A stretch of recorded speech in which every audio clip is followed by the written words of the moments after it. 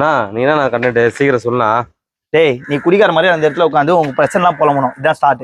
ஓகேண்ணா பண்ணிடலாம். வீடு கட்டத ஒன்றும் செட் ஆக மாட்டேங்குது. என்ன பண்ணுவோம் புரியல. டேய் குடிகார மாதிரி இல்லடா, ஏதோ நடிக்கிற மாதிரி இருக்கு. ஒரிஜினல் குடிகார மாதிரி பண்றான். குடிகார மாதிரி இவ்வளோ தான் நடிக்க முடியும். வேணா ஒரு குவார்டர் வேணா வாங்கி கொடு. அப்புறம் என் பர்ஃபார்மன்ஸ் என்ன பாரு. ஓ கோட்ரு வாங்கி கொடுத்தா தான் ஒரிஜினல் நடிப்பீங்களா? வாங்கி தரேன்டா.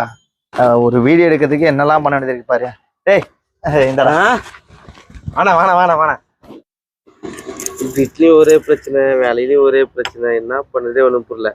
எங்கன்னா செத்தெல்லாம் போடுது. டேய் ஷார்ட் ஓகே, நாளைக்கு வா, வேற கண்டென்ட் வச்சிருக்கேன். சரிண்ணா.